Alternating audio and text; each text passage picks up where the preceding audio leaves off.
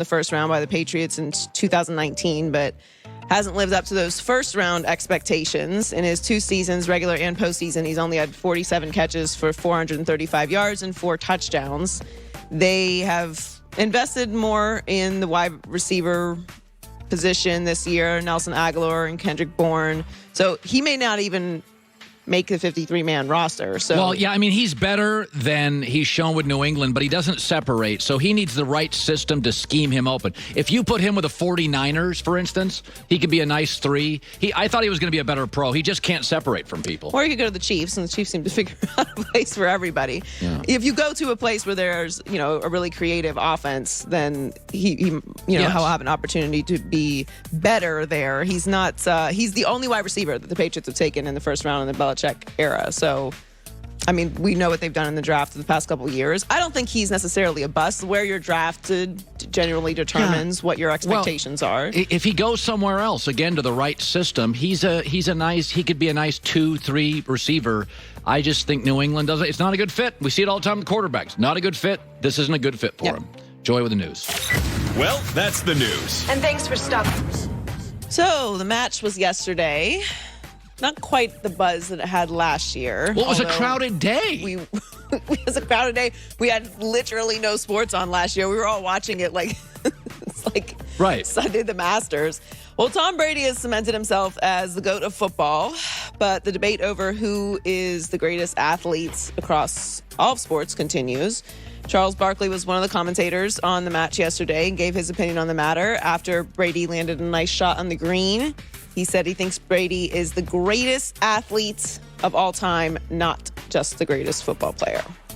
Now, we've talked about this a lot, and I was actually thinking about this morning about what and how we find, we're never going to really find a common ground on this, but I think, when you have the conversation of who's the greatest athlete of all time, we have to decide what the criteria for that is. What do we all agree on? Nothing. But are football players the best athletes of sports? Is he in the running for greatest team sport athlete of all time? I think team sport is an important qualifier. Yes, it is. And then, one of the knocks on Brady has always been that he's not actually that athletic. Now, I think that's wildly unfair and exaggerated. Well, he was drafted by a Major League Baseball team in high school, so he's pretty athletic. Well, everyone points to his draft picture and his combine, and I would argue also that, you can develop a little bit, but that's what's thrown out there when I'm talking about how athletic he actually is. We'll probably never agree on what the criteria for this is. I think it's fair to say he is the greatest the greatest team athlete. But then, you have Jordan, who never lost in the finals. The conversation is really never going to be agreed on.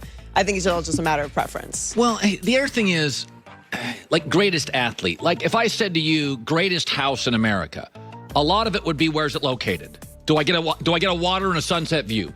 Do I have a big kitchen? Do I have some space for my animals? The greatest house isn't just, it's the biggest. Right. It's the... No, there's a lot of things you contextualize for. The greatest car isn't the fastest. I remember years ago when I was dumb, well, I still am, but I was in my 20s, I test drove a Porsche. And I'm 6'2", and it's got no air conditioning. Everybody's like, I got a Porsche. I finally made money, and I'm I'm totally uncomfortable. I live in Vegas, and it has no air conditioning. This is a bad car. And so I bought, your typical mid-sized car that had great air conditioning, and I had space to put, kids or whatever. The whole point being is greatest athlete. Do we count leadership? Do we count your ability to inspire others? And it can't be who has the most championships. Well, I guess in football he does, but certainly not in team sports. Well, we always talk about Jordan. Bill Russell has 11 championships. Right. He won 11 in 13 years. The 2 years he didn't win, he was hurt. Or Bill Russell would have won 13 straight championships. Exactly. And Bill scored 19 a game. Best rebounder, best defender, a man's man. He would lead. Nobody screwed around with Bill Russell. And I was listening to an old NBA coach talk about him yesterday, and he's like, does everybody understand when Bill was healthy, the Celtics won every championship, and Bill was so much beyond just the sky hook, flaky Wilt, and his dunks. So what are we calling great here? Great, Chris Paul's great. Part of it is he makes everybody on the floor better. everybody. He had over 100 assists to 3 different Suns players And this that can't even be the qualifier because LeBron, I think, is the ultimate make everybody better guy, and he has championships and Chris Paul doesn't. He's probably the greatest athlete.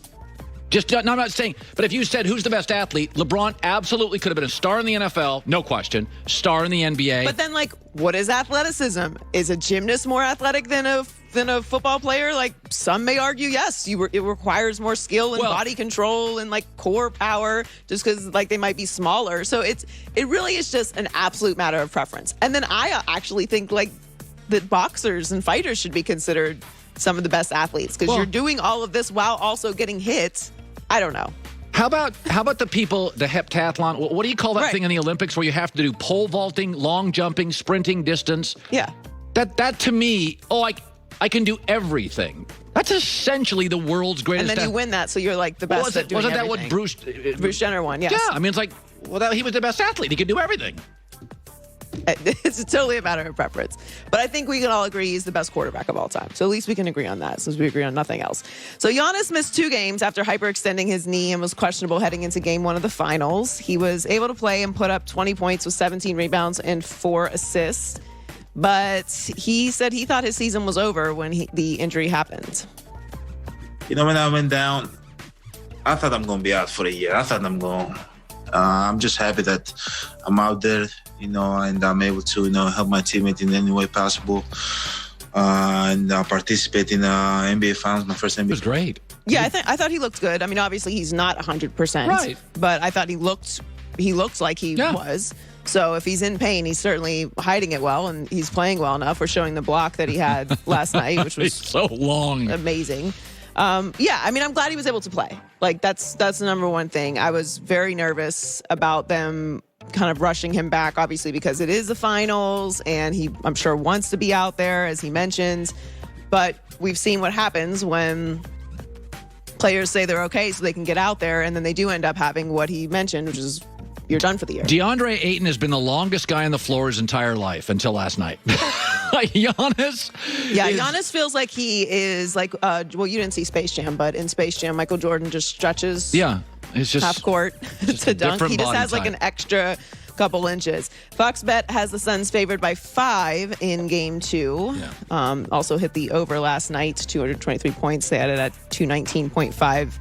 And the over for game 2 is 221, which I'm going to guess they're going to hit also. I like the Suns in game 2.